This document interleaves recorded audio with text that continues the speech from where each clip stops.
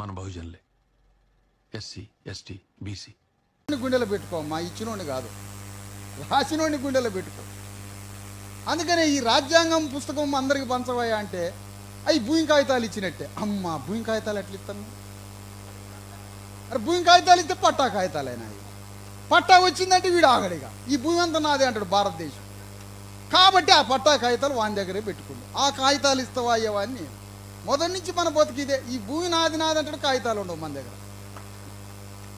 మొదటి నుంచి ఇదే పంచాయతీ. ఎందుకంటే భూమి నాదే అనేవాడు కాగితాల దగ్గరికి ఎందుకు పోతాడమ్మా అసలు? అదే శూద్రుడికి బీసీ ఎస్సీ ఎస్టీలకు ఉండే భూమికి తనకి ఉన్న ప్రేమ ఏంటంటే కాగితాలు.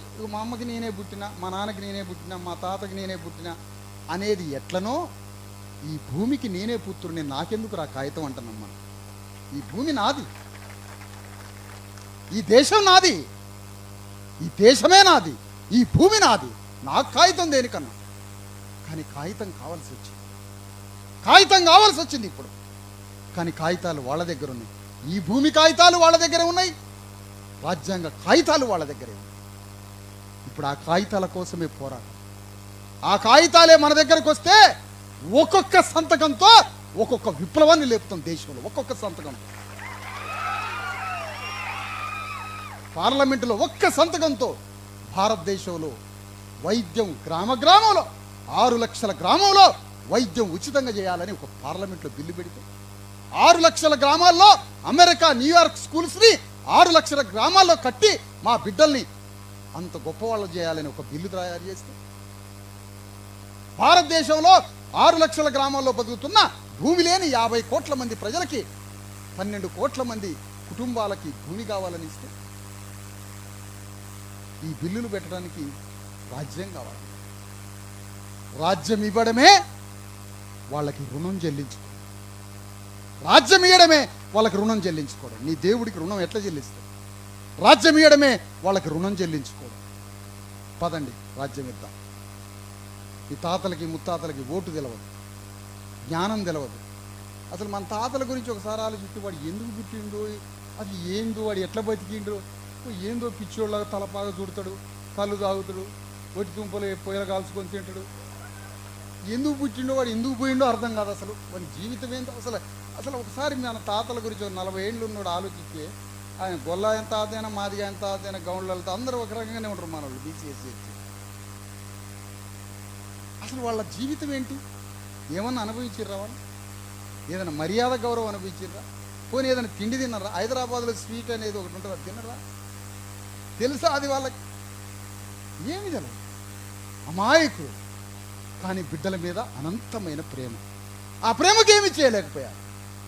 ఏడ్చి ఏడ్చి ఏడ్చి ఏడ్చి ఏడ్చి గుండెలు అలసిపోయేలా మన కోసం ఏడ్చి చచ్చిపోయారు. రక్తం ధార పూసి మనకు ఏమిద్దాం వాళ్ళకి? వాళ్ళ బొందలు లోపల శవాలు మురిగిపోయి బొక్కలు తయారై కొన్ని కోట్ల బొక్కలు, కోట్ల కళేబరాలు ఉన్నాయి మన తాతల ఈ భూమిలో. రాజ్యం వస్తే వాళ్ళ చేతులు లేస్తాయి భూమి బద్దలు కొట్టుకొని బయటికి.